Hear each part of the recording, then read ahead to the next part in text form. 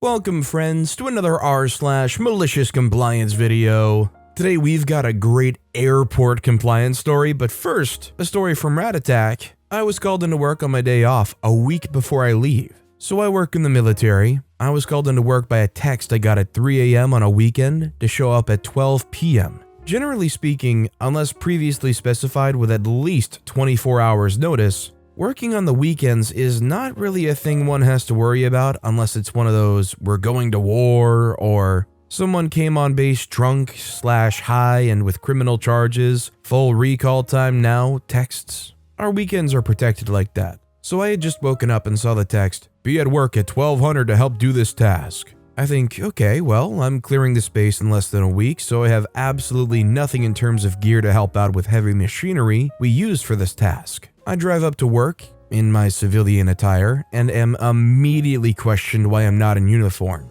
I explain I'm not supposed to work today and that I basically have no gear for their task they want me to do. They, my immediate supervisor, say it's fine and I start to assist with the task. Cue malicious compliance. I do what's asked of me to the letter, and an officer, a senior ranking soldier to most of the soldiers in a unit, asks me what I'm doing in civilian attire and why I have no gear. I address the situation and explain what I was told to do. I'm breaching several safety protocols by doing so without gear and proper uniform. So they begin to promptly flip out. They find out who asked me to do this and tell me to stop immediately and go home. I proceed to leave while I hear my supervisor get the reaming of a lifetime from this officer. Meanwhile, I'm walking away scot-free of any wrongdoing and continue to return to my barracks to enjoy my weekend. The aftermath of the situation is I'm called by my supervisor and their supervisor to explain what happened. And so I do. Their supervisor chews out my supervisor and I'm released with an apology. This almost never happens in the military, and I'm left alone for the rest of my weekend, only being cleared to work if it's directly relating to my transfer. This takes immediate priority over any local work they need done, as everyone in my chain of command would be royally screwed over if I missed my transfer period or report date due to their incompetence. To anyone wondering, yes, I get paid a salary, so I'll work 7 days a week if needed, but the rules and regulations regarding labor and non-emergency unscheduled work saved me from any wrongdoing here. I love my job and do it happily, but I also enjoy the little time I get off each week as well. To be called in for a routine task that I absolutely didn't need to be there for was over the top, unnecessary, and against Army rules when it comes to safety compliance and regulations, as I didn't have the necessary equipment to complete it safely. I do know what I'm doing, however, and can complete said task with nothing, but that's not something that the higher-ups want to risk. If you got a manager that's just asking you to do something nonsensical, is it better to fight it and try to point out the obvious, or is it better to just do it and honestly wait for the nonsense to unfold? Deal with it beyond that point. I'd like to know what you guys think in the comments down below. Our next story is from Zarquan's Flat Tire. The time we kind of robbed an art museum. I used to install cellular repeater systems, mostly in hospitals, sometimes in fun places. This time was the High Museum of Art in Atlanta. This is not my malicious compliance, it's Jerry's. His compliance was to let us do what we do. So we had to work at night, no exceptions, and we had to have a security guard escort everywhere, because anything we could possibly break at 3 a.m. would be worth about $5 million. Enter Jerry, the second-in-command security guy who pulled double time to escort us after his regular shifts. His job was to make sure we didn't steal a couple of Andy Warhols. Nothing else. See, there were lots of places and doors we needed to get through, and security didn't have access to the keys. So us being contractors, we brought out every trick we knew to bypass a lock, as we usually did. After we had picked or bypassed about 7 locks in a museum, we turned to our security escort and asked, "So, at what point does this start looking bad?" And he said, "6 locks ago. I'm keeping a list." Sure enough, he had a notebook and was writing down every way we broke through security. When we went back for phase 2, he was head of security and most of our tricks didn't work anymore. But security had a better set of keys. Somehow this does not surprise me. A museum full of priceless works that's bringing contractors in to do work over the night literally do not have a system set up where they make that stuff accessible to anybody, and security literally can't even get around in the building themselves. There is a serious problem when you have to rely on the contractors to get you into the various rooms of this museum. By the way, if you're enjoying these stories, make sure to hit those like and subscribe buttons down below so you never miss any of my daily videos. Our next story is from Revolution Friendly 56. HR says only smart people can work here. I work for a small company and we have a one-man HR department. We often get all sorts of memos detailing policies that sound good on paper, but never make practical sense. I think maybe HR got all of its education on YouTube or Reddit or learned it while being mentored after hours by the CEO. Recently, HR implemented a new standardized testing for screening new candidates, which scores candidates on their skills in mathematics, language, logic, and a bunch of industry-specific questions. The idea is to weed out those who present well on paper and in person, but in fact can't do the most basic stuff. While this could be an excellent idea to weed out the morons that keep walking through the door, HR thought it's an excellent idea to make everyone, including those who have already been here for years, do it as well. For the employee files, of course. HR gave metrics for where scores should range for new candidates, sent us links to complete the tests, and requested that they're completed by Friday. As we all know, HR never does things just for employee files. We suspect HR is trying to get rid of a few crucial people who are not great with computers, not fast on the calculator, but are in fact the beating souls to the workplace. Everyone at the office pretty much all boycotted the test. When HR pressurized the CEO to threaten our bonuses, we begrudgingly complied. HR wants to score us based on arbitrary standardized tests as benchmark? Sure. We spent the next 3 days after hours working on the test together, one test at a time. At the end, we all scored 9 out of 10 in every category, because we got some pretty bright people helping out. And guess what? We forced HR to do the same test. And HR scored 5 out of 10 for math, 4 out of 10 for logic. Guess who should be on the chopping block?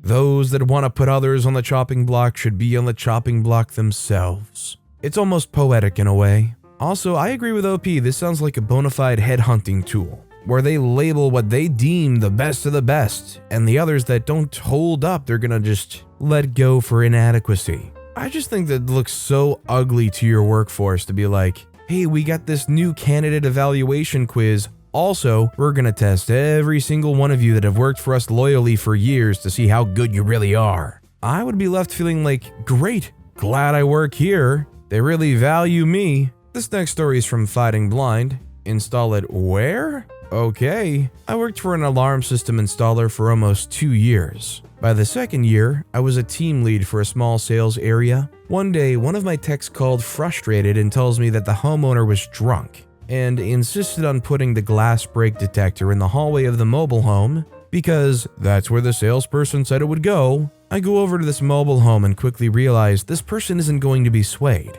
I smile and say, I understand completely, the customer's always right. I then turn and give the tech a wink and say, go ahead and install it where he wants. The work is done and the customer signs the document that says the work's been done to his specifications. Now, a glass break detector basically does what it sounds like. You mount it on the ceiling above a window, and if the window breaks, the detector hears the sound and sends a signal to the panel. This happens whether you arm the panel for stay or away, because windows can still be broken while you're at home. This is also an immediate alarm, so you don't have a countdown system to turn off the panel. This is tuned for the frequency of broken glass, but it'll trigger for any sufficiently loud noise. We do the test with either a glass break sound app on our phone or a power drill. This just happened to be mounted above his granddaughter's door. She apparently slammed the door a lot. A week later, I came to the house on a service call since the alarm had gone off multiple times. The man is no longer drunk, and after explaining the situation, he is actually very apologetic and says he regrets having us see him drunk. We moved the glass break to a better location and never had a problem with the system for the rest of the time I was there. Obviously, the nice thing here is, despite the original situation, they apologized and they said, it was ugly, I'm sorry, can you please help me out? It's just funny because sometimes you try to do what you can, convince them that, hey, it's not a good idea to put the smoke detector right in the kitchen. But sometimes you just have to accept the customer is always right. Our next story is from Liam H101 Official. Game-Changing COVID guidance turns the tables on Kevin. I work for a certain Swedish furniture store, and this Swedish furniture store is horrible in terms of controlling anti-maskers, as there's nothing we can do to throw them out. I work at the location across from the Mall of America, so we get hordes of tourists in from across the upper Midwest. Unfortunately, this includes an army of anti-maskers. Finally, I have a way to put those idiots in their place, however. As weak and cowardly as the company is in curtailing anti-maskers, they recently sent out some game-changing COVID guidance for the staff. Staff are no longer required to help anti-maskers. It's glorious. I'm working in the lighting section and up comes Kevin. He asks me how to get out of the store. I swear these morons get dumber and dumber as there are well-marked signs that can direct you to the exit. I say I'm sorry, but I'm medically exempt from interacting with maskless individuals as it poses a risk to my health. Under the ADA,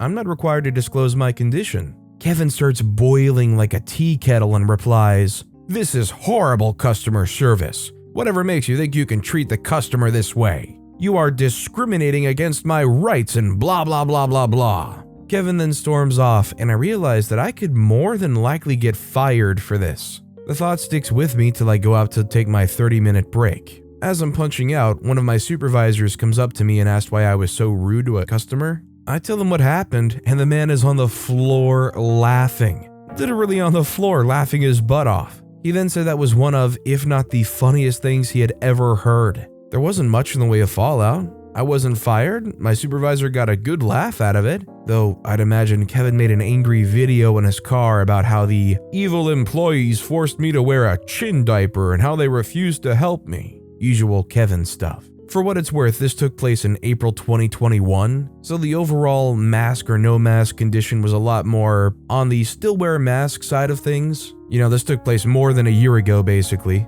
I just think having heard stories like this, I'm glad that although we're not like nearly out of the woods yet, we're slowly, continuously moving towards just a situation where you don't have to feel like you're second guessing ever going out. It just would be nice to be able to go back to a situation where if you're going out and being in public, it's not ever on your mind, you know? Like whatever your stance is with masks, it would just be nice to not have to think about, what if I do catch it from somebody around here? You know, like what if that person that sniffles or coughs over there has something? And our final story of the day is from Goldie Bob's, Baggage Handlers Handle Baggage. I work as a baggage handler at an international airport. During the Icelandic ash cloud of 2011, most, if not all flights were grounded for about a month. This meant a lot of my company's staff had absolutely nothing to do. The company made a very generous offer of letting staff go home unpaid. This led to a lot of staff refusing and coming to work as usual. With no flights, there's a lot of people with nothing to do.